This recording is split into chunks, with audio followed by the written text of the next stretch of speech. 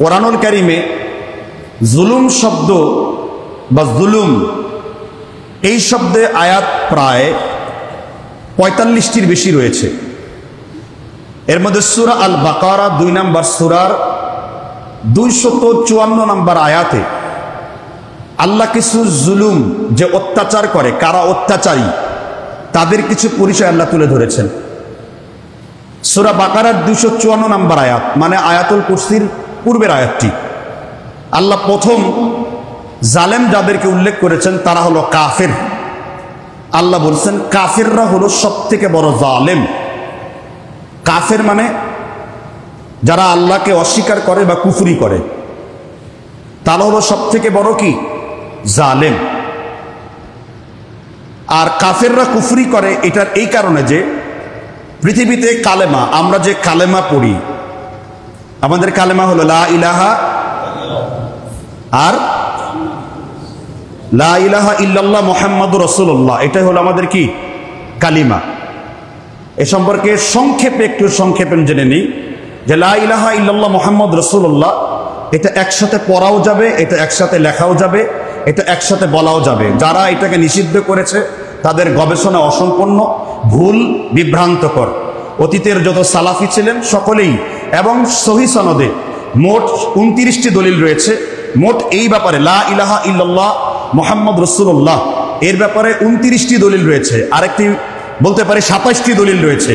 এর মধ্যে ২৫টি হাদিস দঈফ, কিন্তু ২টি বর্ণনা একেবারেই বিশুদ্ধ, যেটা ইবনে হিব্বান রাহিমাহুল্লাহ তার বিখ্যাত কিতাব সহিহ ইবনে হিব্বানের মধ্যে, ইমাম বাইহাকি রাহিমাহুল্লাহ তার কিতাবের মধ্যে তিনি ১১০ নম্বর পৃষ্ঠাতে উল্লেখ করেছেন কালিমাতুত তাকওয়া লা ইলাহা ইল্লাল্লাহ মুহাম্মাদুর রাসূলুল্লাহ। এটা হলো কালিমাতে তাকওয়া, তাকওয়ার কালেমা লা ইলাহা ইল্লাল্লাহ মুহাম্মাদুর রাসূলুল্লাহ। এই হাদিসটা একেবারে সহিহ, যেই হাদিসে বুখারীতে ৪টি, মুসলিমে ৭টি, এবং এরকম আর অনেকগুলো সনদে হাদিস বর্ণিত রয়েছে। সুতরাং অসম্পূর্ণ গবেষণা এটা আমাদের জন্য সমস্যা। তার মানে এটা কনফিউশন দূর করতে হবে। লা ইলাহা ইল্লাল্লাহ এটা একসাথে বলাও যাবে, লেখাও যাবে, এবং কি পড়াও যাবে। আপত্তিকর বিষয় হলো মুহাম্মদ রাসূলুল্লাহ এটা জিকির করা যাবে না, কারণ জিকির কার করতে হবে? আল্লাহর। এই জন্য রাসূল বলেছেন আফদালুয যিকরি লা ইলাহা ইল্লাল্লাহ, বুখারী ২৭ নম্বর হাদিস, সর্বশ্রেষ্ঠ জিকির হলো লা ইলাহা ইল্লাল্লাহ। আফদালুদ দুআ আলহামদুলিল্লাহ, সর্বশ্রেষ্ঠ দোয়া হলো আলহামদুলিল্লাহ। এই জন্য আপনার লা ইলাহা ইল্লাল্লাহ মুহাম্মাদুর রাসূলুল্লাহ বলাও যাবে, এটা লেখাও যাবে। এই কারণে এগুলো নিয়ে কনফিউশন করার কোনো সুযোগ নেই। এবার আসে লা ইলাহা ইল্লাল্লাহ মুহাম্মাদুর রাসূলুল্লাহ কাফেরদের কালেমা। মুমিনদের একটা কালেমা, কাফেরদের কি একটা কালেমা। আল্লাহ তাআলা মুমিনদের কালেমা কিরকম হবে এবং কাফেরদের কালেমা কেমন হবে এটা কোথায় আল্লাহ বর্ণনা করেছেন? এই কোরআনে সূরা ইব্রাহিমের ২৪ নম্বর আয়াতে আল্লাহ তাআলা কাফেরদের কালেমা, কাফেররা কেন জালেম, আগে সেই রূপটা ধরতে হবে আপনাকে। কারণ কাফেরদের কালেমা একরকম, মুমিনদের কালেমা একরকম। কাফেররা একরকম কালেমা পড়ে, মুমিনরা তার থেকে ভিন্ন কালেমা পড়ে। রাস্তাটাই আলাদা, পদ্ধতিটাই আলাদা, সিস্টেমটাই আলাদা। আল্লাহ সূরা ইব্রাহিমের ২৪ নম্বর আয়াতে বলেছেন আলাম তারা কাইফা দরাবাল্লাহু মাসালান কালিমাতান তাইয়্যিবাতান কাশাজারাতিন তাইয়্যিবাতিন আসলুহা সাবিতু ওয়া ফারউহা ফিস সামাই তুতি ওয়া কুলাহা কুল্লা হিনিন বিইذনি রাব্বিহা। আল্লাহ সূরা ইব্রাহিমের ২৪ নম্বর আয়াতে বলেছেন তুমি কি লক্ষ্য করো নাই? আলাম তারা কাইফা দরাবাল্লাহু মাসালান কালিমাতান তাইয়্যিবাতিন কাশাজারাতিন। মুমিনদের লা ইলাহা ইল্লাল্লাহ হলো একটা গাছের মতন, একটা বৃক্ষের সাদৃশ্য, একটা শক্তিশালী বৃক্ষের সাদৃশ্য। একটা শক্তিশালী বৃক্ষের গোড়াটা যেমন মাটির অনেক দূরে পৌঁছে যায়, তুতি ওয়া কুলাহা কুল্লা হিনিন বিইذনি রাব্বিহা ফিস সামাই তুতি ওয়া কুলাহা কুল্লা হিনিন বিইذনি রাব্বিহা। এর শাখা প্রশাখা বা উত্তম ফল এটা অনেক উপরের দিকে চলে যায়। তার মানে আপনি লা ইলাহা ইল্লাল্লাহ পড়ে আপনার কলবের মধ্যে আপনি তাওহীদের একটি বৃক্ষ বপন করেছেন, যেই তাওহীদের বৃক্ষটি আপনার একেবারে কলব পর্যন্ত পৌঁছে গেছে, মানে আপনার কালেমাটা অন্ত পর্যন্ত পৌঁছে গেছে। তাসদিক বিল জানান, ইকরার বিল লিসান, আমল বিল আরকান, এই তিনটি দিয়ে আপনি বাস্তবায়ন করতে পেরেছেন। এখন সেই লা ইলাহা ইল্লাল্লাহ আপনাকে উত্তম ফল প্রদান করবে। এই জন্যই আপনি মুমিন, আপনি মুমিনের কালেমা পড়েছেন। মুমিনের কালেমা কেমন ভারী? ইবনে মাসউদ রাদিয়াল্লাহু তাআলা আন আল জামিউ লিল আহকামিল কুরআন তাফসিরে কুরতুবী প্রথম খণ্ড ১১৪ নম্বর পৃষ্ঠা তাখরিজ করেছেন আল্লামা ইমাম নববী রাহিমাহুল্লাহ, তিনি হাদিসটিকে সহিহ বলেছেন। এছাড়া ফকিহ আবুল্লাহ সামারকান্দি তার বিখ্যাত কিতাব তামবিহুল গাফিলিনের মধ্যেও তিনি হাদিসটি সংকলন করেছেন। ইবনে মাসউদ রাদিয়াল্লাহু তাআলা বর্ণনা করেছেন, ইন্নাল কুরআন ইউফাসসিরু বা'দুহা বা'দাই, কুরআনের একটি আয়াত আরেকটা আয়াতের ব্যাখ্যা করে দেয়। সুবহানাল্লাহ, কোরআনের একটি আয়াত আরেকটা আয়াত কি করে দেয়? ব্যাখ্যা করে দেয়। সূরা আল কাহাফের 117 নম্বর আয়াতে আল্লাহ তাআলা মুমিনদের কালেমার উদাহরণ দিয়েছেন যে কুল্লাউ কানাল বাহর মিদাদান লিকালিমাতি রাব্বি লানাফিদাল বাহরু ক্বাবলা আন তানফাদা কালিমাতু রাব্বি ওয়ালাউ জিনা বিমিসলিহি মাদাদা। আমার কালেমার ব্যাখ্যা লিখতে যদি সমুদ্রের পানি পরিমাণ, এখানে আনাস বিন মালিক রাদিয়াল্লাহু তাআলা যার তাফসীরে দুররে মনসুরের মধ্যে উল্লেখ রয়েছে, তিনি উল্লেখ করেছেন যে সমুদ্র বলতে এই পৃথিবীর 7টা মহাসমুদ্র, এর সমগ্র পানিগুলো যদি কালি করে দেওয়া হয়, আর গাছরূপী কলমগুলোকে যদি গাছগুলোকে যদি কলম বানানো হয়, আর তা দিয়ে যদি আল্লাহর কালেমার, মুমিনদের কালেমার, পাক কালেমার ব্যাখ্যা লিখতে শুরু করা হয়, তোমাদের লিখতে লিখতে সমুদ্রের পানিগুলো শেষ হবে, গাছরূপী কলমগুলো শেষ হবে, কিন্তু আল্লাহর কালেমা ব্যাখ্যা করে শেষ করা যাবে না। আপনারা তো কোরআন শিখছেন, আমরা কোরআন শিখি আগে প্রাইমারি স্টেজে আমরা সব মুসলিমরা কি শিখি? কোরআন শিখি। কিন্তু এটা সাহাবীদের আমল না। সাহাবার আগে কি শিখতেন? খুলুন সহিহ ইবনে হিব্বান 3 পৃষ্ঠা কিতাবুল ঈমান বাব। রাসূলুল্লাহ সাল্লাল্লাহু আলাইহি ওয়াসাল্লাম সাহাবাগণ বলতেন তাআল্লামনাল ঈমান, আমরা আগে ঈমান শিখতাম, সুম্মা অতঃপর আমরা কোরআনের তালিম করতাম। আগে আমরা শিখতাম ঈমান, তারপর শিখতাম কি? কোরআন। তাহলে মুমিনদের কালেমা হলো উত্তম বৃক্ষ সদস্য, আর কাফেরদের কালেমা কেমন?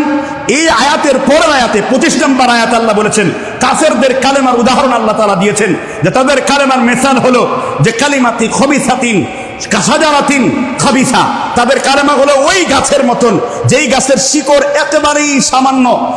একজন সাহাবী রাদিয়াল্লাহু আনহু তিনি ব্যাখ্যা করেছেন, তুমি যদি কাফেরের কালেমা দেখতে চাও, তুমি যদি কাফেরের কালেমার নমুনা দেখতে চাও, তাহলে তুমি রসুন গাছকে দেখো। রসুন গাছ মাটির বেশি ভিতরে প্রবেশ করতে পারে না, সামান্য একটু প্রবেশ করে, একটু ঝড় আসলে পরে, একটু ঝাঞ্চা আসলে পরে, একটু সামান্য ধাক্কা লাগলে পরে মাটির নিচ থেকে উপরে উঠে যায়। এটা হলো কাফেরদের কালেমা। কাফেররা এমন কালেমা পড়ে আছে, মুখ দিয়ে আল্লাহ বললেও, অন্তরকরণে আল্লাহ বলে বিশ্বাস করলেও, তাদেরকে যদি একটু ভয় দেখানো হয়, তাদেরকে যদি একটু কি বলে ওটাকে চোখ রাগড়ে দেখানো হয়, তাহলে তারা ভয়ে শেষ হয়ে যায়, তাদের ঈমান নষ্ট হয়ে যায়। কেননা তারা কিছুক্ষণ পরই তাদের লা ইলাহা ইল্লাল্লাহকে কুফর দ্বারা সংমিশ্রণ করে, যেটা মর্মে আল্লাহ 2টা আয়াত বর্ণনা করেছেন। সূরা মায়েদার 5 নম্বর আয়াত, ফামাই ইয়াকফুর বিল ঈমান ফাকাদ হাবিতা আমালুহু, কেউ যদি তার ঈমানের সাথে কুফরিকে মিশ্রিত করে, আমি আল্লাহ তার সব আমল নষ্ট করে দেই। সূরা ফুরকানের 25 নম্বর আয়াতে আল্লাহ বলেন, ওয়া কাদিমনা ইলা মা আমিলু মিন আমালিন ফাজআলনাহু হাবাআন মানসুরা, আমি আল্লাহ প্রত্যেকটা আদম সন্তানের আমলের দিকে অগ্রসর হই, যে আদম সন্তানের আমলে কুফরি থাকে আমি আল্লাহ তার আমলকে বিক্ষিপ্ত ধুলো করার মতন উড়িয়ে মারি। কাফেরদের ঈমানকে আল্লাহ তাআলা মরিচিকার সাথে তুলনা করেছেন, মরিচার আলো, আলেয়ার আলো। দেখবেন রেল লাইনে হাঁটতে গেলে দূর থেকে দেখা যায় কি যেন আলো বিচ্ছুরিত হচ্ছে, কিন্তু কাছে গেলে দেখবেন আসলে এটা কি? কোনো আলো না। কাফেরদের অবস্থা হলো এইরকম। কে উদাহরণ দিয়েছেন? সবগুলো উদাহরণ কোরআন কারিমে বিদ্যমান রয়েছে। এখন একজন কাফের তার কালেমা সম্পর্কে বুঝে না, কারণ সে তো নাপাক কালেমা পড়ে। সে নাপাক কালেমা পড়ে, নাপাক চশমা পড়ে, নাপাক কলম নিয়ে ঘুরে বেড়ায়, নাপাক চিন্তা করে, নাপাক লেখনী লেখে, নাপাক শাসন করে। এই জন্য তার সবকিছু নাপাক, তার সবকিছুর মধ্যে স্বৈরাচারিতা বিদ্যমান রয়েছে, কারণ সে তো নাপাক কালেমা পড়ে বসে আছে। আর একজন পাক কালেমাকারী সে সবকিছুর মধ্যে পুত পবিত্র জিনিস দেখতে পায়। এই কালেমার ব্যাখ্যা করলে আপনি বুঝতে পারবেন যে কাফেররা কেন উত্তপ্ত, তারা কেন জুলুম করছে আমাদের উপরে, কারণ কালেমাটাই তো ভিন্ন, ঠিক না? ঠিক। তাহলে সূরা ইব্রাহিমের এই 2টি আয়াতে শিখলাম আমাদের হলো পাক কালেমা, আর কাফেরদের হলো কি? নাপাক কালেমা। আমাদের কালেমা হলো কি? সুধীর। যেমন রাসূল বলেছেন লা ইলাহা ইল্লাল্লাহ মিফতাহুল জান্নাহ, লা ইলাহা ইল্লাল্লাহ কি? জান্নাতের চাবি। ইবনে আব্বাস রাদিয়াল্লাহু আনহু তিনি ব্যাখ্যা করেছেন এমন কোন দাঁত চাবি পাবা না যেটার কোনো দাঁত নাই। এই জন্যই লা ইলাহা ইল্লাল্লাহ পড়ার সাথে সাথে তার শর্তগুলো মুখস্থ রাখতে হবে। কিগুলো মুখস্থ রাখতে হবে? কয়জন মুখস্থ জানেন? বলেন কয়জন বলেন লা ইলাহা ইল্লাল্লাহর শর্ত কতগুলো? 7টি শর্ত, 7 কন্ডিশন অফ তাওহীদ। কয়টা শর্ত? ইলম, কবুল, ইনকিয়াদ, এগুলো প্রত্যেকটা আলাদা ব্যাখ্যা আছে, আমি সেই গভীর ব্যাখ্যায় যাব না, যেহেতু আমার খুতবা ভিন্ন বিষয়। লা ইলাহা ইল্লাল্লাহর 2টা রুকন রয়েছে। কয়টা রুকন? কি রুকন? 2টা কি কি রুকন? কি রুকন? কি রুকন মানে কি? রুকন কি বুঝতে পারছেন আপনারা? রকনুন কি? রকনুন হলো শর্ত। নামাজের জন্য ওযু শর্ত, ওযুর জন্য ওযুর ফরজ হওয়া শর্ত, ওযু ফরজ করতে থাকতে হবে।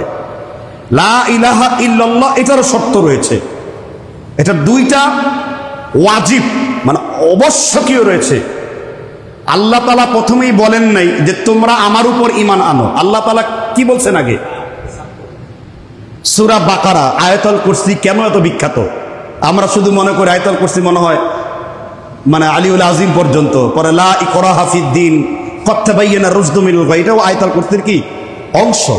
এরপর আল্লাহ সুবহানাহু ওয়া তাআলা বলছেন সূরা বাকারার 256 নম্বর আয়াতে যে সর্বপ্রথম আল্লাহর প্রতি আমরা কেউ ঈমান আনবো না। আমরা কিন্তু আল্লাহর প্রতি আগে কি ঈমান আনবো না। 2টা নীতি, আগে গ্রহণ, আগে বর্জন, তারপরে গ্রহণ। আগে কি বর্জন। আমি কিন্তু তগুদের সাথে ফাইটের কথা বলছি না, আমি আগে বলছি সর্বনিম্ন আগে কি বর্জন, তারপরে হলো কি অর্জন। আগে বিসর্জন, তারপরে হলো কি অর্জন। তাহলে কি বিসর্জন দিতে হবে? আল্লাহর শব্দ চয়ন কেমন সুন্দর, লা ইলাহা, লায়ে নাফি জিন্স, এটা হলো ইস্তেসনা আর মুস্তাসনা। এই 2টি তাখসিসের ফায়দা দেয়। আপনি যদি শুধু লা ইলাহা বললেন অর্থ প্রকাশ পাবে না, আল্লাহ নাই। আর শুধু যদি ইল্লাল্লাহ বলেন তাহলে অর্থ প্রকাশ পাবে না, কারণ ইস্তেসনা মুস্তাসনা এই 2টাকে একসাথে করতে হবে। লা ইলাহা ইল্লাল্লাহ এবার অর্থ প্রদান করেছে। প্রথমে আল্লাহ লা নাফি জিন্স দিয়ে শুরু করেছেন, আল্লাহর কালেমাও আল্লাহ নেগেটিভ দিয়ে শুরু করেছেন। লা ইলাহা কি ইলা নাই, তারপর আল্লাহ পজিটিভ ইল্লাল্লাহ, কে ছাড়া? একমাত্র আল্লাহ ছাড়া। আল্লাহ শুরুও নেগেটিভ করেছেন। সূরা বাকারার 255 নম্বর আয়াতের পরেও আল্লাহ তাআলা এখানে নেগেটিভ শুরু করেছেন। আল্লাহ বলছেন ফামাই ইয়াকফুর বিত-তাগুত ওয়া ইউমিন বিল্লাহ ফাকাদ ইসতামসাকা বিল উরওয়াতিল উসফা লা ইনফিসামা লাহা ওয়াল্লাহু সামিউন আলিম। তোমরা আগে অস্বীকার করো তাগুতকে, তারপরে তোমরা আল্লাহর প্রতি ঈমান আনো, তারপরে হলো উরওয়াতিল উসফা, এমন ভাবে ঈমান আনো। উরওয়া বলা হয় কোন বাসের হ্যান্ডেলকে, উরওয়া বলা হয় কোন গ্লাসের ধরনীকে, উরওয়া বলা হয় শক্ত হাবল রশিকে, এটা আরবিতে উরওয়া বলা হয়। উরওয়াতিল উসফা, এমন রশি ধরো, এমন হাতল ধরো, এমন মজবুত কোনো কিছু ধরো যেন কোনো কিছু তোমার কালেমাকে নষ্ট করতে না পারে। লাম ফিসামা লাহা, তা কখনো ছিঁড়ে যাবার নয়, তা কখনো তোমার হাত থেকে ফসকে যাবার নয়। আল্লাহু সামিউন আলিম, আল্লাহ সবকিছু শুনেন, আল্লাহ সবকিছু সম্পর্কে জানেন। তারপর আল্লাহ তাআলা বলেছেন তাহলে আগে কি করতে হবে, কাকে বর্জন করতে হবে? তাহলে কাফেররা আগে কাকে বর্জন করেছে? আগে তাগুত বর্জন করতে পেরেছে? বলেন সম্ভব? সম্ভব না। তাহলে তো লা ইলাহা ইল্লাল্লাহ সহি হয়নি, এই জন্য সমস্যা। কিন্তু বেশিরভাগ লোক এই তো কিছুদিন পূর্বেই যারা স্বৈরাচার, যারা তাগুদের দালাল, তাগুদের মদতপোষ্ট দালাল, তারা আমাদের বাংলাদেশের মসজিদগুলোতে বসেছিল। চোর পালালো, ডাকাত পালালো, তারপরে জালেম পালালো, আইনমন্ত্রী আইনের ব্যাগে বন্দী হয়ে গেল, ঠিক না ঠিক? আবার এই দেশে এমন একটা জুলুম অত্যাচার করেছে, মসজিদের ইমামও পেছনের দরজা দিয়ে ভারত পালায় গেছে, ঠিক না ঠিক? জাতীয় মসজিদের ইমাম জাতীয় পশুতে পরিণত হয়েছে। কি একটা অবস্থা, আজীব অবস্থা। এর কারণ হলো সেও এই তাগুদের প্রটোকলে বন্দী ছিল। আর আল্লাহ তাআলা এই বিষয়টি জানেন কি জানেন না? আপনি যদি সূরা নিসার 4 নম্বর সূরার 7 নম্বর মানে 60 নম্বর ভার্স আয়াত পড়েন, আল্লাহ স্পষ্ট বলেছেন যে নিঃসন্দেহে তোমাদের মধ্যে এমন কিছু লোককে দেখতে পাবে, আলাম তারা ইলাল্লাযিনা ইয়াজউমুনা, তারা দাবি করবে, এমন কিছু ব্যক্তিকে তুমি দেখতে পাবে যারা দাবি করবে নিঃসন্দেহে আন্নাহুম বিমা উনজিলা ইলাইকা মিন ক্বাবলিক, যে আল্লাহ তাআলার প্রতি আমরা ঈমান এনেছি যেভাবে আল্লাহ নাজিল করেছেন আল্লাহর বিষয়গুলোকে। কিন্তু আল্লাহ বলছেন যে রাসূল এরা যতই মুখ দিয়ে দাবি করুক, আল্লাহ যেটা নাজিল করেছেন তার উপর ঈমান আনে, কিন্তু এরা আসলে মুখ দিয়ে বলে ঠিকই, ইউরিদুনা আইয়াতাহাকামু ইলা তাগুত ওয়া কদ উমিরু আইয়াকফুরু বি। যদিও তারা অস্বীকার করার কথা ছিল আগে তাগুতকে, বর্জন করার কথা ছিল আগে তাগুতকে কুফর করার কথা ছিল, কিন্তু তারা এটা কুফরে করে নাই, তারা তাগুতের সাথেই বসেছিল। কিন্তু এখন তারা দাবি করেছে, আলাম তারা ইলাল্লাযিনা ইয়াজউমুনা আন্নাহুম আমানু বিমা উনজিলা ইলাইকা, অর্থাৎ আল্লাহ যেটা নাজিল করেছেন আমরা ওইটার উপর ঈমান এনেছি, কিন্তু আল্লাহ বলছেন হে নবী আপনি তাদেরকে বলে দিন এই দাবিটা হলো মিথ্যা কথা। ইউরিদুনা আইয়াতাহাকামু ইলা তাগুত ওয়া কদ উমিরু আইয়াকফুরু বি, কারণ তারা অস্বীকার করেন এই তাগুতকে, তারা তাগুতের প্রতি ঈমান পোষণ করত। এরকম অনেক লোক আছেন আপনাদের এলাকায়, তারা মুখে বলে একটু বিদারির কথা কিন্তু অন্তর বিদ্বেষ পোষণ করে। তারা মুখে মুখে বলে জনসভায় হ্যাঁ আলেম ওলামাদের ইজ্জত নেওয়া দরকার, কিন্তু আলেমদের মামলা দেওয়ার ব্যাপারে তাদের হাতে হাত করা পর্যন্ত পড়িয়ে তারপর রাস্তায় হেঁটে নিয়ে গিয়েছে। কিন্তু মুখ দিয়ে দাবি করে আমি কোরআন মানি, আমি হাদিস মানি, আমি দিল্লি কা লাড্ডু খাই, কিন্তু আবার সৌদি আরবে গেলে হজ পালন করতে যাই। আসলে এরকম দাবি করেন অনেক ব্যক্তি। তাহলে কোরআনের আয়াত আপনাকে কাল এবং যুগের কথাকে সামনে রেখে কথা বলবে। ইবনে আব্বাস রাদিয়াল্লাহু তাআলা বর্ণনা করেছেন, নিশ্চয়ই কোরআন তোমাকে জামানার চাহিদা মোতাবেক তোমাদের সাথে কথা বলবে। মান ক্বালা বিহি সাবাকা আমালা বিহি উজারা ওয়া মান হাকামা বিহি আবারা। যে ব্যক্তি কোরআন থেকে আমল করলো আল্লাহ নিজের হাতে এটার প্রতিদান দিলেন, আর যে ব্যক্তি কোরআন দিয়ে ন্যায় শাসন করলো সেই কেবল জমিনের মধ্যে ন্যায় বিচার করলেন। এবার আপনি তাগুত লা ইলাহা ইল্লাল্লাহ পরিপূর্ণ করার জন্য তাগুতকে যদি আপনি বর্জন করেন, এখানে যারা বসে আছে অধিকাংশ লোক তাওহীদবাদী হওয়ার কারণে কিছু হয়তো বুঝবেন, কিন্তু অনেকেই রয়েছে এটা বুঝেন নাই তাগুত কাকে বলে। অনেকেই মনে করেছেন গাছপালা মনে হয় তাগুত, অনেকেই মনে করেছেন মূর্তি মনে হয় তাগুত, অনেকেই মনে করেছেন পাহাড় মনে হয় তাগুত, অনেকেই মনে করেছেন অমুক তমুক জিনিস তাগুত। না, এগুলোকে আরবিতে জিবত বলা হয়। জিবত হলো জড় বস্তুর ইবাদত করা। এই জিবদের উপর আল্লাহ তাআলা বলেন নাই তাগুত একজন ব্যক্তি হতে পারে, তাগুত একজন একাধিক ব্যক্তি হতে পারে। যেমন আল্লাহ উদাহরণ দিয়েছেন মুসা আলাইহিস সালামকে, ইযহাব ইলা ফিরআউনা ইন্নাহু তাগা, মুসা তুমি ফিরআউনের কাছে যাও, কারণ ফিরআউন কি হয়ে গেছে। মানে তাগুত তাহলে কি একজন জীবিত জিনিস, তাগুত তাহলে কি। আচ্ছা ফিরআউন কেন তাগুত হয়ে গেছে? তিনটি ব্যাখ্যা। ইবনুল মুবারক রাহিমাহুল্লাহ, নাম শুনছেন কিনা? কি বলছি নামটা? আব্দুল্লাহ ইবনুল মুবারক। উনি কে ছিলেন? আল্লামা হাকিম নিশাপুরী রাহিমাহুল্লাহ বলেছেন আমিরুল মুমিনিন ফিল হাদিস, রাইসুল মুহাদ্দিসিন। ইমাম বুখারীর মতন 1.5 লক্ষ ছাত্রের প্রোডাক্ট উনি করেছেন। বলা হয়ে থাকে তিনি একমাত্র ব্যক্তি যিনি হাকিমে হাদিস, রাসূলের সমগ্র হাদিস তিনি মুখস্থ করেছিলেন। কে? ইমামে ইবনুল মুবারক। তারিখুল কবিরের মধ্যে উল্লেখ করেছেন ইমাম বুখারী তার প্রশংসায় যে কিয়ামত পর্যন্ত এমন কোন ব্যক্তি ইবনুল মুবারকের উপর কোনো জারাহ করতে পারেন নাই, মানে কোনো আপত্তি করতে পারেন নাই। এমন একজন ব্যক্তি ইতিহাসে মুসলিম জাতির সম্পত্তিতে কে? ইমাম ইবনুল মুবারক রাহিমাহুল্লাহ। তাকে তাগুত সম্পর্কে কিতাবুল জিহাদ একটি বই আছে তার আরবিতে। তাকে প্রশ্ন করা হয়েছে তাগুত কি, উনি সুন্দর উদাহরণ দিয়েছেন। তাগুত হলো তুগিয়ানুল বাহর। এই যে বন্যা হচ্ছে না, 91 সালের বাদ দেওয়া হলো কোন দেশ? রেন্ডিয়া বা যাই বলেন আপনারা, এই রেন্ডিয়া নাম নিতেও লজ্জা লাগে এই দেশের। এই 91 সালের বাদ দিয়েছে, রাতের অন্ধকারে বাদ খুলে দিয়েছে, ঠিক না? ঠিক এক রাত্রিতে পুরো এলাকাটা কি হয়ে গেছে? তলায় গেছে, ডুবে গেছে, পানির নিচে ঢুকে গেছে। তো তাগুত বলা হয় তুগিয়ানুল বাহর, অর্থাৎ উপচে পড়া, সমুদ্র উপত্যকা নদী থেকে উপচে পড়া বন্যার পানি যেমন সব জায়গায় তলিয়ে যায়, গাছ তলিয়ে যায়, বাড়ি তলিয়ে যায়, আপনি নিজে তলিয়ে যান, আপনার গুজরাট শহর তলিয়ে যায়, ঠিক আছে? গুজরাট শহর তলায় গেছে না? গুজরাট শহর তলিয়ে যায়, এরকম সব তলিয়ে যাবে। তো তাগুত হলো এইরকম, যখন কোনো জায়গায় তাগুত বসে পড়ে তার সব জায়গায় বন্যার পানির মতো সবকিছু শেষ করে দেয়। শিক্ষাঙ্গন শেষ করে দেয়, স্বরাষ্ট্র মন্ত্রণালয় শেষ করে দেয়, পররাষ্ট্র মন্ত্রণালয় শেষ করে দেয়, আবার আমাদের হাউন আঙ্কেল জন্ম হয়, বুঝতে পারছেন কিনা, আইন মন্ত্রণালয় শেষ করে দেয়, সব শেষ করে দেওয়া হয় যখন তাগুত কোনো জায়গায় বসে পড়ে। আমার কথা কি বুঝতে পারছেন আপনারা? ক্লিয়ার? কোরআনের উপমা আল্লাহ তাআলা যথেষ্ট সুন্দর করে দিয়েছেন। তাহলে বোঝা যাচ্ছে আপনাদেরকে সুস্পষ্ট করে তাগুত কোনো একজন ব্যক্তি মানুষ হতে পারে। এবার ইবনে কাসির রাহিমাহুল্লাহ চতুর্থ খণ্ড ইবনে কাসির এই আয়াতের ব্যাখ্যায় ইযহাব ইলা ফিরাউন ইন্নাহু তাগা, মুসা তুমি ফেরাউনের কাছে যাও। ফেরাউন কি হয়ে গেছে? আচ্ছা, ফেরাউন কিভাবে তাগুত হয়ে গেছে? ফেরাউনকে কতগুলো প্রশ্ন করলো তার জাতিরা, মান খলাকাল জিবাল, পাহাড় কে সৃষ্টি করেছেন? ফেরাউন বলে আল্লাহ। মান খলাকাল আরদ, জমিনকে সৃষ্টি করেছেন? ফেরাউন বলল আল্লাহ। আকাশ থেকে বৃষ্টি নাজিল করেন কে? ফেরাউন বলে আল্লাহ। এবার ফেরাউনকে বলল তাহলে তুমি কিভাবে বললে আমি তোমাদের মধ্যে রব? ফেরাউন বলল আসমান থেকে বৃষ্টি দেয় এই রকম রব আমি না, জমিনের মধ্যে ফল ফলায় এই রকম রব আমি না, আমি এমন একজন রব, আনা মালিকুম মিসর, আমি মিশর দেশের অধিপতি, আমি এই মিশরের রব। মিশর আমার আইনে চলবে, আমার বিধানে চলবে।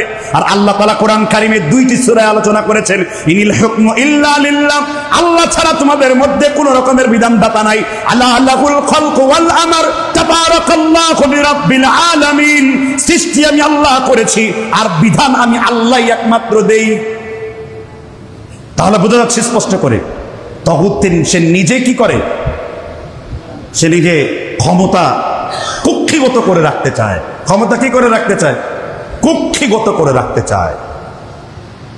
এবার আপনি একজন মুসলিম হিসেবে, একটা হলো তাগুত বিদ্রোহ আর আরেকটা হলো তাগুত বর্জন, দুইটা আলাদা পয়েন্ট।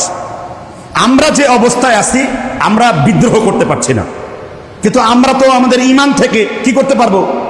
বর্জন তো করতে পারবো। আমরা বিদ্রোহের আলোচনা করছি না। আল্লাযীনা আমানু ইউকাতিলুনা ফি সাবিলিল্লাহ ওয়াল্লাযীনা কাফারু ইউকাতিলুনা ফি সাবিলিত তাগুত ফাকাতিলু আউলিয়া আশ-শাইতান ইন্না কায়দা আশ-শাইতানি কানা দাঈফা। আমরা এই আলোচনা করছি না, আমরা বর্জন করার কথা বলছি। সূরা জুমারে 17 নম্বর আয়াতে আল্লাহ বলছেন ওয়াল্লাযীনা ইজতানাবুত তাগুত, কেউ যদি তাগুতকে ইজতিনাব করে, তাগুতকে বর্জন করে, আইয়াবুদুহা ইলাল্লাহ ওয়া আনাবু লাহুমুল বুশরা, নিঃসন্দেহে রাসূল তুমি তাদেরকে জান্নাতের সুসংবাদ দিয়ে দাও যারা তাগুতকে বর্জন করবে।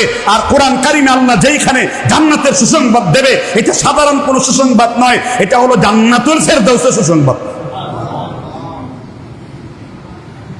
তাহলে আপনার লা ইলাহা ইল্লাল্লাহর বেশ ঠিক নাই, নামাজের ওযু ঠিক আছে, কালেমার ওযু ঠিক নাই। আপনার কথা কি আমি বুঝাইতে পারছি আপনাদেরকে? তাহলে কাফেররা সব থেকে বড় জালেম, কারণ কাফেররা তার কালেমাকে বুঝে নেই। আর এখানেও যদি এমন কোন ব্যক্তি থাকেন যে তার লা ইলাহা ইল্লাল্লাহকে চিনেন না, তাহলে চিনার চেষ্টা করবেন। এই জন্য রাসূলুল্লাহ সাল্লাল্লাহু আলাইহি সাল্লাম বলেন, মান মাতা লা ইলাহা ইল্লাল্লাহ দাখালাল জান্নাহ, মান ক্বালা লা ইলাহা ইল্লাল্লাহ দাখালাল জান্নাহ। যে ব্যক্তি লা ইলাহা ইল্লাল্লাহ পড়বে সে জান্নাতে প্রবেশ করবে, যে ব্যক্তি লা ইলাহা ইল্লাল্লাহর উপরে মৃত্যুবরণ করবে সে জান্নাতে প্রবেশ করবে। তাহলে আপনার লা ইলাহা ইল্লাল্লাহ গায়রে সহিহ ছিল, আপনি সহিভাবে বুঝেন নাই। আপনি যদি বুঝতেন তাহলে আপনার কালেমায় সেই আগুন ঝরতো যেই আগুন মুহাম্মদ রাসূলুল্লাহ সাল্লাল্লাহু আলাইহি ওয়াসাল্লামের ঝরেছে। আপনি যদি লা ইলাহা ইল্লাল্লাহ বুঝতেন, আপনার কালেমায় সেই আগুন ঝরতো যেই আগুন কাফের মুশরিকদের অন্তঃকরণের মধ্যে প্রবেশ করেছে। মানে আপনার কালেমা শুনে কাফেররা ভয়ে ভীত নয়। আর আপনি যদি সেই লা ইলাহা ইল্লাল্লাহ পড়েন তাহলে অবশ্যই ঈমানের পরীক্ষা আপনার উপরে আসবে। তাহলে আমাদের লা ইলাহা ইল্লাল্লাহ এটাকে ধীরভাবে পড়তে হবে। তাহলে 1 নম্বর জালেম ছিল কাফের, কুফরি যারা করে, ঠিক না ঠিক? এবার আল্লাহ তাআলা দ্বিতীয় প্রকার জালেমদের কথা উল্লেখ করেছেন। যারা এখানে থাকবেন তারা প্রত্যেকেই জালেমের, আর যারা এই জালেমদের সঙ্গে অবস্থান করেছেন তাদের তওবা করতে হবে, এবং এই জুলুম করে যাদের উপরে আপনি হামলা মামলা চাপিয়েছেন তাদেরকে অবশ্যই শাস্তিযোগ্য অপরাধ করে শাস্তি দেওয়ার পরে ওই রকম ক্ষতি সাধন করার পরে আপনাদের ক্ষমা করা হবে। যেমনি ভাবে আল্লাহ তাআলা সূরা লোকমানের 13 নম্বর আয়াতে দ্বিতীয় প্রকার জালেমের কথা বলেছেন। লোকমান আলাইহিস সালাম তার ছেলেকে বলছেন, ইয়া বুনাইয়া, আমার কলিজার টুকরা সন্তান, আমার কি লা তুশরিক বিল্লাহ, তুমি আল্লাহর সাথে কি করো না। কারণ তারপর কি আছে? আল্লাহ কি বলছেন? ইন্নাশ শিরকা লা যুলমুন আযীম, নিঃসন্দেহে শিরক হলো সবথেকে বড় কি? বলেন, শিরক হলো সবথেকে বড় কি? শিরক হলো সবথেকে বড় কি? আচ্ছা, আমরা এই জুলুমের ব্যাপারে কথা বলেছি, আমরা তাবিজের ব্যাপারে কথা বলেছি, আমরা মৃত মানুষের শিরক নিয়ে কথা বলেছি। আমরা জীবিত মানুষের শিরক নিয়ে কথা বলতে না পারলেও যারা পারে নাই, পিস্তলের কারণে, আয়না ঘরের কারণে, গুমের কারণে, অন্তত তারা অন্তর দিয়ে কি করেছে? ঘৃণা করেছে। সব থেকে বড় শিরক হলো পৃথিবীতে কি বলেন? সব থেকে বড় শিরক কোনটা? এই আল্লাহ তাআলার সাথে তো শরীক করলেন আপনি, এই শরীক করার মধ্যে সব থেকে বড় শিরক কোনটা? সকল নবীর আম্বিয়া আলাইহিস সালাম থেকে শিরক হয়েছে, সেটা কি? সেটা বলেন, সব থেকে বড় শিরক কোনটা? আর রাষ্ট্রীয় শিরক পরে বলেন। মূর্তিকে উপাসনা করা, ঠিক না? ঠিক জোরে বলেন, কাকে উপাসনা করা? মূর্তি পূজা। আচ্ছা, কেউ যদি মূর্তি পূজা করে তাকে কি বলবেন আপনারা? জোরে বলেন, তাকে কি বলবেন? যদি কোনো আপনার এলাকার রিকশাওয়ালা মূর্তি পূজা করে তাহলে কি বলবেন? যদি এই মূর্তি পূজা রাষ্ট্রপ্রধান করে তাকে কি বলবেন? মুসলিম সরকার। কি সরকার? কি সরকার? নামাজ পড়ে তো, পর্দা করে তো। আরে বেকুফ, যখন কোন ব্যক্তি তার আমলের মাধ্যমে কুফরে বাওয়া করে ফেলবে, শিরকে বাওয়া করে ফেলবে, প্রকাশ্যে কুফরি করবে, প্রকাশ্যে শিরিক করবে, তার শিরিককে শিরিক ধরে নেওয়া, তার শিরকের বিরুদ্ধে জবান খোলা, তার কুফরের বিরুদ্ধে জবান খোলা। ইবনে মাজাহে আল্লাহর নবী মুহাম্মদ রাসূলুল্লাহ সাল্লাল্লাহু আলাইহি সাল্লাম বলেন, যে ব্যক্তি অন্যায় অত্যাচার বাদশার সামনে দাঁড়িয়ে হক কথা বলতে পারবে, অবশ্যই অবশ্যই সেই ব্যক্তি জান্নাতে থাকবে। আরেক বর্ণনায় আসছে, আমার চাচা আমির হামজার সাথে থাকবে জান্নাতে। সব থেকে বড় শিরক কোনটা? মূর্তি পূজা ছিল না? ছিল না। ক্ষমতা শেষ হওয়ার 5 মিনিট পরে সেনাবাহিনী মূর্তিগুলোকে ধুয়ে দিয়েছিল, ঠিক না? ঠিক দেখছেন না দৃশ্যটা? দেখছেন কিনা? আরে ভাই, আমরা একজন মানুষের মূর্তি তৈরি করে তাকে সম্মান করতে পারবো না। রাসূলুল্লাহ সাল্লাল্লাহু আলাইহি ওয়াসাল্লাম বলেন, বুখারীর 96 নম্বর পৃষ্ঠার হাদিস, জুজুল আউয়াল প্রথম খণ্ডে এসেছে, ইন্না শাদ্দান নাসি আযাবান ইনদাল্লাহিল মুসাব্বিরুন। সবথেকে বেশি কঠিন আযাব দেওয়া হয় যে ব্যক্তি ছবি মূর্তি প্রস্তুত করে। সবথেকে বেশি কি আযাব দেওয়া হয়? তাহলে এটা দুনিয়াবীও আযাব, আবার আখিরাতেও কি?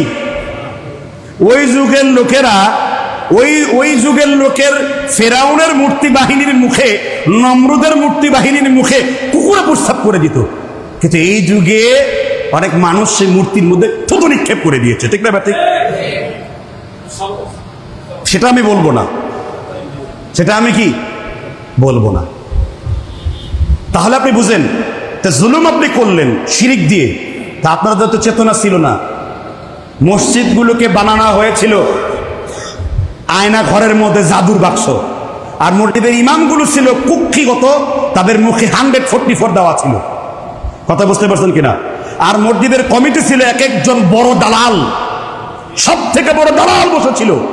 এই দালালরা চারপাশ থেকে মসজিদের খতিবদের কণ্ঠ রোধ করে দিয়েছিল। আজকে সে দালালরা পেছনের রাস্তা দিয়ে ভেঙে পালাতে পারে নাই। কালকে সেই কুখ্যাত হারুন যে আলেমদের বিধ্বস্ত করেছে, তাকে বিধ্বস্ত করে জাতির সামনে ছেড়ে দেওয়া হয়েছে। এগুলো কার, কিসের ফসল? জুলুম এবং অত্যাচার করার কারণে হয়েছে। এজন্য আমি বলতে চাই যে শিরিককারী, শিরিকের মাধ্যমে সব থেকে বড় জুলুম করেছে বর্তমানের এই ব্যক্তি। রাস্তার মোড়ে মোড়ে মূর্তির জন্য কতশো কোটি টাকা খরচ বাজেট করা হয়েছে, না 400 কোটি টাকা খরচ। চিন্তা করা যায় আল্লাহ তাআলা আমাদেরকে কোন অবস্থায় রেখেছেন। এই জন্য বলি যে ঈমান সম্পর্কে ইবনে মাসউদ রাদিয়াল্লাহু তাআলা আনহু রাসূলকে প্রশ্ন করেছেন, আইয়ু যানবি ইনদাল্লাহ, আল্লাহর কাছে সবথেকে বড় গুনাহ কোনটি? রাসূল বলেন, হে আব্দুল্লাহ, আশ-শিরকু বিল্লাহ, আল্লাহর সাথে সবথেকে বড় গুনাহ কোনটা? শিরিক। হে আব্দুল্লাহ, ওয়া হুররিকা ওয়া কুতিআত আন তাজআলা লিল্লাহি নিদ্দান ওয়া হুয়া খালাকাক, তোমাকে যদি পুড়িয়ে মারা হয়, তোমাকে যদি হত্যা করা হয়, তবুও তুমি তোমার আল্লাহর সাথে কখনো শিরকে লিপ্ত হবে না। সুবহানাল্লাহ বলা সহজ, কিন্তু আমল করা, বাস্তবতা, এটা কি বড় কঠিন। তাহলে শিরকের মাধ্যমে কি হতে পারে? জুলুম হতে পারে। তাহলে যারা শিরিক করেছেন তারা কি কোন জুলুম মুশরিক, কোন জুলুম কুফর, কোন জুলুম হলো ফুসুকি, মানে শুধুমাত্র পাপ। এটা বুঝতে হবে আপনাকে। এবার 3 নাম্বার জালেমদের আমরা পরিচয় তুলে ধরবো। জি, আমরা 3 নাম্বার জালেমদের, আপনারা চেপে বসবেন একটু। আমরা 3 নাম্বার জালেমদের পরিচয় তুলে ধরবো। 3 নাম্বার জালেম এবং মজলুম করা। আচ্ছা, আল্লাহ তাআলা কোরআনের সূরা ইয়াসিন আলোচনা করেছেন। কোন সূরায়? ইয়া হাসরাতান আলা ইবাদি মা ইয়াতিহিম মির রাসূলিন ইল্লা কানু বিহি ইস্তাহজিউন। হে নবী, এমন কোন আম্বিয়া ছিল না যে তার জাতিরা তার উপরে অত্যাচার নিপীড়ন না চালিয়েছে। কথা কি বুঝতে পেরেছেন কিনা? আল্লাহ একজন নবীর নাম রেখেছেন, আল্লাহ নিজে ওই নবীর নাম রেখেছেন। সেই নবীর নাম কি? কি নাম? জাকারিয়া আলাইহিস সালাম তার জন্য দোয়া করেছেন, ইন্নী ওয়াহনাল আযমু মিন্নী ওয়াসতাআলার রাসু শাইবা ওয়া লাম কুনতু আইকা রাব্বি শাকিয়া। আমার দাড়িগুলো পেকে গেছে, আমার হাড্ডিগুলো পেকে গেছে, রব্বে কারীম আমাকে একটা, তিনি সন্তানের জন্য দোয়া করেছেন। আল্লাহ তাআলা তার সন্তান দিয়েছেন। কি নাম তার? ইয়াহইয়া আলাইহি ওয়াসাল্লাম। সিরাতে খাতামুল আম্বিয়া এবং সিরাতে হালবিয়া এবং ইবনে কাসির রাহিমাহুল্লাহ আল বিদায়া এবং ইবনে আসাকিরের তারিখুল দিমাশকের মধ্যে এসেছে, নবী ইয়াহইয়া আলাইহিস সালাম সব থেকে অল্প বয়সে তাকে কতল করা হয়েছে। তার বয়স 27 থেকে 29-এর মধ্যে ছিল। তাকে কতল করা হয়েছিল মাত্র একটি মাত্র মাসআলার জন্য। তার মানে মাথাকে দ্বিখণ্ডিত করা হয়েছিল। কয়টা মাসআলার জন্য? মাসআলাটা কি ছিল? সম্রাট হেরড, সেই যুগে রোমান সম্রাট, যখন তিনি ক্ষমতায় ছিলেন, তার সৎ ভাইয়ের মেয়ে ভাতিজি প্রশ্ন করলো যে আমি কি বাবার সৎ ভাইকে বিয়ে করতে পারবো কিনা। নবী ইয়াহইয়া আলাইহিস সালাম, কারণ ক্ষমতার লোভে, কারণ চাচাকে বিয়ে করলে সাম্রাজ্যের কি হবে? মালিক হবে। আর মহিলাটা সুন্দরী ছিল, সে তার চাচার উপরে আধিপত্য বিস্তার করে নবী ইয়াহইয়াকে গ্রেফতার করল। তাওরাত কিতাব থেকে নবী ইয়াহইয়া ফাতোয়া করে শোনালো যে আপন চাচা, সৎ চাচা, এই 2 চাচাকে বিয়ে করা সর্বসম্মতি হারাম। কথা কি বুঝতে পারছেন কিনা? কারণ এই 2 জনই আপন বলেই কি পরিগণিত হবে। এই মাসআলা বয়ান করার কারণে তাকে জেলখানায় বন্দী করা হলো। নবী ইয়াহইয়া আলাইহিস সালামকে ওই মহিলা প্রশ্ন করলেন, কিছুক্ষণ পরেই তোমার শিরচ্ছেদ করা হবে। নবী ইয়াহইয়া আলাইহিস সালাম বলেন, যেই দিন থেকে আমি আল্লাহর নবী হয়েছি, ওই দিন থেকে আমি এটাই জেনেছি যে আমার মুন্ডুপাত করার সাথে সাথে আমার রিসালাতের দায়িত্ব কমপ্লিট হবে এবং ওই দিন আমি আল্লাহর নবী হব। নবীগণ রক্তকে ভয় করে না, নবীগণ মৃত্যুকে ভয় করে না, নবীগণ জেল জুলুমকে ভয় করে না। কার মাথা চলে যাবে, কার মাথা থাকবে, নবীগণ এইগুলোর পরোয়া করে না। নবীগণ শুধু আল্লাহর হুকুম এবং ওয়াহির উপরে আনুগত্য করে চলে। নবী ইয়াহইয়া আলাইহিস সালামকে একটি মাত্র মাসআলার কারণে তাকে শিরচ্ছেদ করে দেওয়া হলো। তবে নবী ইয়াহইয়া একটা কথা বলল, যখনই তোমরা আমার মাথা কেটে ফেলবে আর মাথা এখানে রাখবে, সাথে সাথে তোমার রাজ্য এবং রাজদরবার মাটির নিচে ডুবে যাবে, ধ্বংস হয়ে যাবে। নবী ইয়াহইয়াকে হত্যা করার সাথে সাথে সেই রাজ্য সেখান থেকে ধ্বংস হয়ে যায়। সুবহানাল্লাহি ওয়া বিহামদিহি। তাহলে একটি মাত্র মাসআলার জন্য নবী ইয়াহইয়াকে কি করা হয়েছে? ধ্বংস করা হয়েছে। আপনাদের মিশকাতুল মাসাবিত একটা হাদিস মনে আছে, আর দুনিয়া সিজনুল, আর জান্নাতুল। দুনিয়া হলো মুমিনদের জন্য কি? জেলখানা, আর কাফেরদের জন্য কি? জান্নাত। তাহলে বিগত এই যে গণবিপ্লব হলো, এই যে আমরা বিজয় পেয়েছি, কোনো দল বড়াই করতে পারবে না।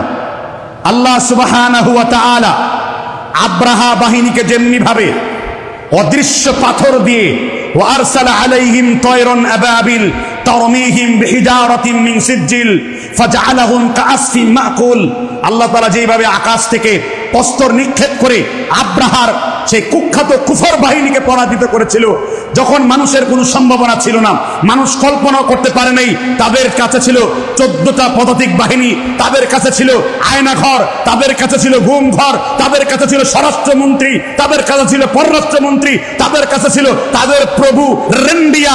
এত কিছু থাকবার পরও আল্লাহর আকাশ থেকে তাদের জন্য সাহায্য বন্ধ হয়ে গেছে। কারণ কি? আলেমদের এত চোখের পানি ঝরিয়েছে, আলেমদের এত গুম করেছে, আলেমদের এত হত্যা করেছে, বাবার দাবার বয়সী দাড়িওয়ালা লোকদেরকে শুধুমাত্র ইসলামপন্থী হওয়ার কারণে ফাঁসি দিয়ে এক একজনকে মৃত্যুদান করেছে। আল্লাহর আকাশ থেকে তাদের উপরে এই জুলমের কারণে আযাব এবং গজব নাযিল হয়েছে। এটা আমরা করিনি। যেমনিভাবে আল্লাহ তাআলা কোরআনে বলেছেন সূরা রুমের মধ্যে, যাহারাল ফাসাদু ফিল বাররি ওয়াল বাহরি বিমা কাসাবাত আইদিন নাস, এই দুনিয়ায় যত বিপদ আপদ দেখো না কেন, এইগুলো তোমাদের নিজেদের দুই হাতের কামাই। তাহলে বুঝতে হবে আপনাদেরকে, আলেমদের চোখের পানির বদলতে ছাত্র জনতার 1000 ছাত্র জনতায় আজ পর্যন্ত রিপোর্ট 1000, এটা একটা রিপোর্ট পরিসংখ্যান। এটা হলো ধরেন 10-এর মধ্যে 1 আর 9ই বলে নাই তারা, ঠিক না? ঠিক। কারণ মিডিয়া এমন একটা, আর এই যে মিডিয়াগুলো যে ছিল এত খারাপ, এত পিশাচ, এত নিকৃষ্ট, কথা বুঝতে পেরেছেন কিনা? এখন তো তাদের ফেরাউন এবং ফেরাউনের অনুসারীদের ফোন আলাপ তো ফাঁস হচ্ছে, ঠিক না? ঠিক। দেখছেন না ফাঁস ফোন আলাপগুলো, দেখছেন তো নাকি? কিছুদিন পূর্বে তাদের নিয়ে কথা বললে অপরাধ ছিল, আর এখন তাদের দলের নাম বললে অপরাধ, ঠিক না? ঠিক। কিছুদিন পূর্বে তাদের বিরুদ্ধে একটা লাইক কমেন্ট দিয়েছে ওই যে কি জানি বিশিষ্ট জোকার, বিভিন্ন ইউটিউবারদের রসদ যোগাতেন যিনি, বিভিন্ন টেলিভিশন চ্যানেল থেকে সবসময় যিনি গোপাল ভাঁড়ের বেশে আসতেন, এবং যার হাড় কেড়ে নিয়ে সেই হাটের মধ্যে সিঙ্গাপুরের মাউন্টেন এলিজাবেথে বানরের হাড় বসানোর পরে আরো বেশি বাদরে পরিণত হয়েছিল, ঠিক না? ঠিক। পালাবো না, পালিয়ে তো গেলেন আপনি, পালাবো না, পালিয়েছেন না, ঠিক না? ঠিক। সেই পালাবো না, কোথায় তাদের যে দমক? ওই যে আল্লাহ তাআলা বলছেন সূরা ফাজিরের মধ্যে, তুমি দেখতে পাও নাই আলম তারা কাইফা ফাআলা রাব্বুকা বিআদ ইরামা যাতিল ইমাদিল্লাতী লাম ইখলাক মিসলুহা ফিল বিলাদ ওয়া সামুদাল্লাযীনা জাবু সখরা বিল ওয়াদ। আল্লাহ তাআলা সেই শহরকে, যাদের উচ্চতা ছিল থামওয়ালা বাহিনীর মতো, তাদের অহংকার, তাদের শস্যবীর্য মাটির সাথে মিশিয়ে দিয়েছেন। আল্লাহ তার গোলামকে স্মরণ করিয়ে দিচ্ছেন, ওয়া ইবাদুর রহমানিল্লাযীনা ইয়ামশুনা আলাল আরদি, রহমানের বান্দা যখন জমিনে চলবে সে কখনো অহংকার করে চলবে না। কারণ তুমি আকাশের উপরেও যেতে পারবে না, কারণ তুমি জমিনের নিচেও যেতে পারবে না। অহংকার যাকে মানায়, অহংকার যার গুণ, তিনি কোনো বান্দা নন, তিনি হলেন আমার আল্লাহ। হাদিসে কুদসিতে আছে, আল্লাহ বলেছেন আল কিবরিয়া রিদিয়াই, অহংকার হলো আমি আল্লাহর দেওয়া চাদর, সুতরাং যে এই চাদর নিয়ে টানাটানি করবে জমিনে তার অধপতন ঘটবে। কি ঘটেছে না অধপতন? দরবেশ বাবার দাড়ি নেই, আইন বাবার আইন নেই, বিচারপতি থেকে বিচি মানিক, দেখছেন তো, ছিল বিচারপতি হয়ে গেছে বিচি মানিক, ঠিক না? ঠিক। সেইগুলা কি কি জানি ফাটায়া টাটায়া ফেলছে। কিছুদিন পূর্বে এই বিচি মানিক, এই কালো মানিক, ব্ল্যাক ডায়মন্ড, 116 জনের বিরুদ্ধে একটা আলেম দুর্নীতি দমন কমিশনকে দিয়েছিল, ঠিক না? ঠিক। আপনাদের মনে আছে কিনা? সেই 116-র মধ্যে আমার নাম্বার আছিল 112, এনায়েতুল আব্বাস 111, বুঝতে পারছেন কিনা?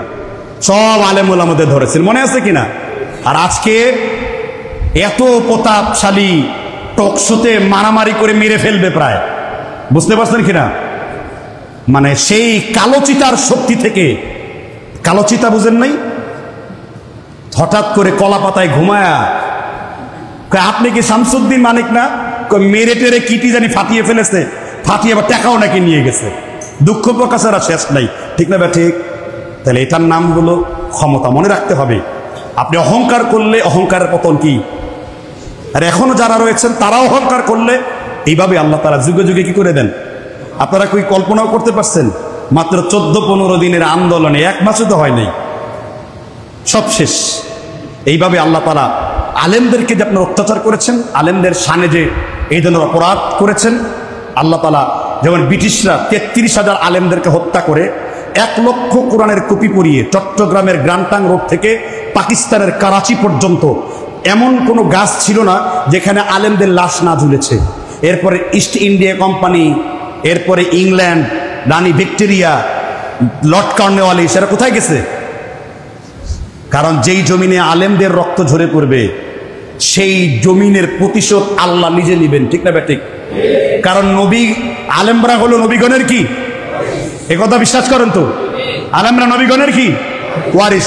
ফেরাউনের ক্ষমতাও কিন্তু কম ছিল না, তার লাস্টে তার অহংকারের জন্য সমুদ্রেই 12 ভাগ হয়ে গেছে।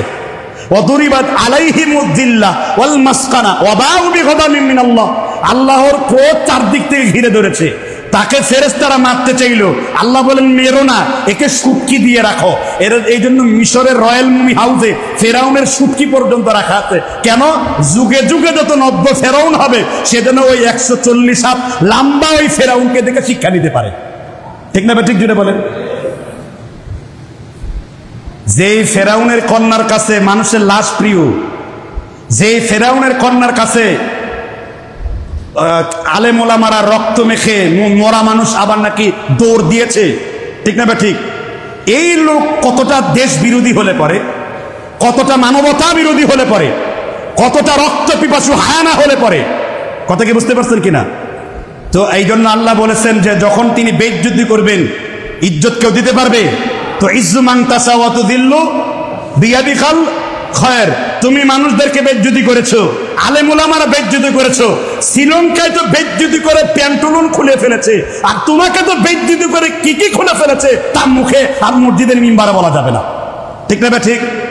সেম অবস্থা হয়েছে, সেম কি অবস্থা হয়েছে। ইন্না বাতাশা রাব্বিকা লাশাদীদ, আল্লাহ হলেন কঠিন পাকড়াওকারী। আল্লাহ হলেন কঠিন কি পাকড়াওকারী, আর আল্লাহর পাকড়াও বড় কঠিন। আল্লাহর পাকড়াও কি বড় কঠিন। ইন্নাল্লাযীনা ফাতানুল মুমিনিনা ওয়াল মুমিনাতি সুম্মা লাম ইয়াতুবু ফালাহুম আযাবু জাহান্নাম, যারা মুমিনদের উপরে মুমিনাতের উপর জুলুম করেছে, তওবা করেনি, যারা মামলা দিয়ে, ক্ষমতা দিয়ে, পুলিশ দিয়ে, ডিবি দিয়ে, রাত দিয়ে এলাকায় এলাকায় জুলুম আর তাসার রাজত্ব তৈরি করেছিল, বাবা সন্ত্রাসীর তৈরি করেছিল, মূর্তির পাহারাদার তৈরি করেছিল, মাজারের খাদেম তৈরি হয়েছিল, মসজিদের খুতবায় অশ্লীলতার বিরুদ্ধে কথা বলা যেত না, আজকে তাদেরকে ধরে টেনে হিচড়ে আল্লাহ তাআলা দুনিয়ার জাহান্নামে ফেলেছেন, আর আখিরাতের জাহান্নাম ফেলবে। ঠিক না ঠিক? এই জন্য যারা এইসব পাপ করেছেন, যারা মানুষের ঘরে আগুন জ্বালিয়েছেন, যারা মানুষের কণ্ঠরোধ করেছেন, যারা এলাকার মাহফিল বন্ধ করার জন্য প্রপাগান্ডা চালিয়েছেন, যারা আলেম ওলামাদের রক্তকে যারা হুলি করেছেন, যারা মানুষকে গুম করে বন্দী করে নিজেরা পয়সাসিক উল্লাস করেছেন, তাদের বন্ধুদেরকে বলছি তওবার এখনো সুযোগ রয়েছে। আল্লাহর নবী বলেছেন আত-তাইব মিনাজ যামবি কামাল্লা যামবা লাহু, যে ব্যক্তি অন্যায় থেকে তওবা করে আল্লাহ তাকে জন্মভূমির শিশুর মতন পবিত্র বানায় দেন। এখনো সুযোগ রয়েছে আপনাদের সাথে তওবা করার। সুতরাং যারা কোরআন বিরোধী, রাসূল বিরোধী, টুপি বিরোধী, সুন্নাত বিরোধী, আল্লাহ বিরোধী, মসজিদ বিরোধী, ঈমান বিরোধী, আকীদা বিরোধী, তাওহীদ বিরোধী, তাদেরকে পরিত্যাগ করতে হবে। যেমনি ভাবে নামাজে বলেছি ওয়া নাশকুরুকা ওয়া লা নাগফিরুকা ওয়া নাখলাউ ওয়া নাতরুকু মাইয়াফজুরুকা আল্লাহুম্মা ইয়্যাকা না'বুদু ওয়া লাকা নুসাল্লি ওয়া নাসজুদু ওয়া ইলাইকা নাসআ। যদি আপনি তাদের সাথে বন্ধুত্ব সম্পর্ক রাখেন, আপনি তাদের দল অন্তর্ভুক্ত হবেন। তাদেরকে পরিত্যাগ করতে হবে, পথহারা লোকদেরকে তওবা করার সুযোগ দিতে হবে, আর যারা জুলুম করেছে তাদেরকে দৃষ্টান্তমূলক শাস্তির আওতায় আনতে হবে। আমরা দেখতে পাচ্ছি, ঠিক না ঠিক? এখন কি এক হাসান টাসান বের হয়েছে, দেশের সব অর্থ নষ্ট করে ক্রিকেট খেলা বন্ধ করে দেওয়া উচিত। ঠিক না ঠিক বলে? এগুলো অপচয় ছাড়া কিছুই না, জাতির জন্য কোনো কল্যাণ বই আনতে পারে না। পারছে? এখন এত মায়া কান্না কেন? কোন ইউনিভার্সিটির স্যারকে হাতের মধ্যে এটা পড়ায় টেনে হিস্ট্রে বের করছে, মারধর দিছে, এত মায়া কান্না কেন? যখন মাদ্রাসার প্রিন্সিপালদেরকে ধরে ধরে দাড়ি নিয়ে টেনে হাতে হ্যান্ডকাপ পরিয়েছে, তখন মায়া কান্না ছিল কোথায়? সত্য খবর প্রকাশের জন্য আমার দেশের পত্রিকার সম্পাদক, তাকে যখন রক্তাক্ত করা হয়েছে, তখন তোমাদের মায়া কান্না ছিল কোথায়? ঠিক না ঠিক? বুঝতে হবে টিট ফর ট্যাট, ঢিলটি মারলে পাটকেলটি খেতে হয়। বুঝতে হবে জুলুম কখনো স্থায়ী হতে পারে না।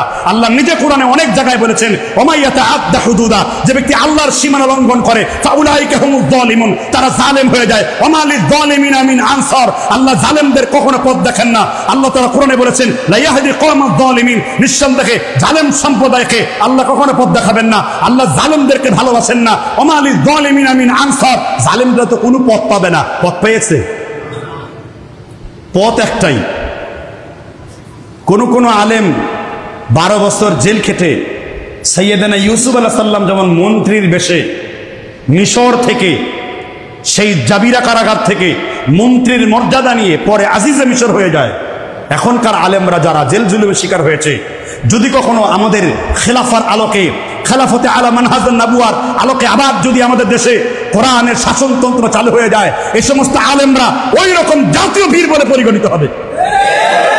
এজন্য আমি বলতে চাই, গণতান্ত্রিক পরিবেশে যদি কখনো বই লেখা হয় 2024 সালের শিক্ষা পাঠ্যপুস্তকে, নতুন যে স্বাধীনতা আমরা অ্যাচিভ করেছি, সেই স্বাধীনতায় যারা জীবন দিয়েছে তাদের প্রত্যেকের নাম মেনশন করে করে তাদের বিরক্ত কথাগুলো সেখানে বয়ান করতে হবে, যেন ভবিষ্যতে কোনো স্বৈরাচার আমার দেশে মাথা তুলতে না পারে, যেন ভবিষ্যতে কোনো স্বৈরাচার এরকম দুপায়া দত্ত হতে না পারে, যেন ভবিষ্যতে কোনো স্বৈরাচার দেশের টাকা লুটপাট না করে প্রবাসীর সাথে খেলাধুলা করতে না পারে, ভবিষ্যতের কোনো স্বৈরাচার নিজেরা কুক্ষিগত করে হাজার হাজার কোটি টাকা বাইরে যেন পাচার করতে না পারে, ভবিষ্যতের জন্য কোনো স্বৈরাচার দুর্নীতির সাথে সম্পর্ক রাখতে পারে।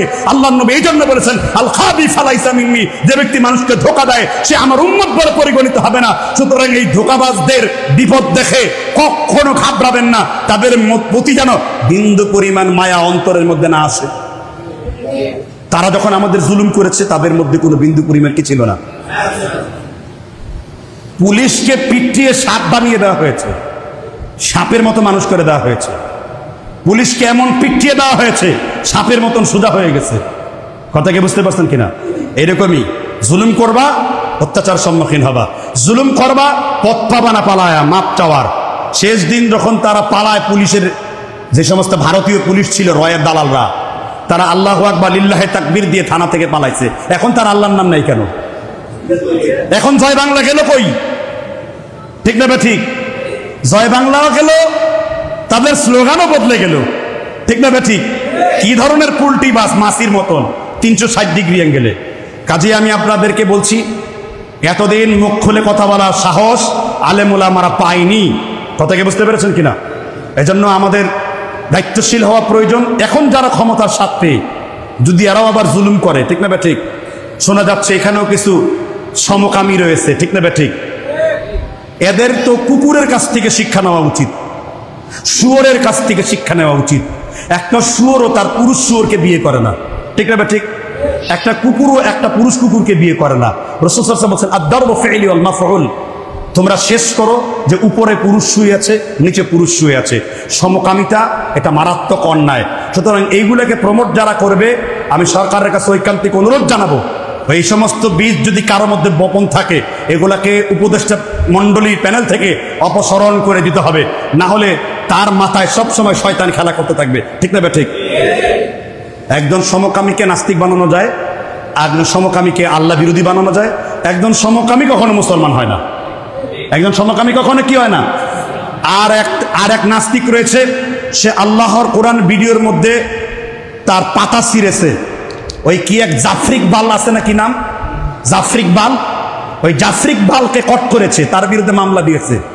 ও এই সাদা পাতের দড়ি, এই সাদা পাতের দড়ি মুস চুল বুকের পশম পেকে গেছে, আর ওগুলো বলা যাবে না, লিমিট ক্রস করতে পারবো না। ঠিক না? ঠিক, এই বুড়া বয়সে সে লুচ্চামি করে। ঠিক না? ঠিক, তিনি আবার আমাদের ছাত্রর ভবিষ্যৎ নষ্ট করে দেওয়ার জন্য এমন সব গুগল বিজ্ঞানী। আমি তো মনে করি আমার যে ছোট মেয়ে আছে, এও তো মোবাইল বুঝে, একে গুগল থেকে অনুবাদ করলে সেও একটা বই লিখে ফেলতে পারবে।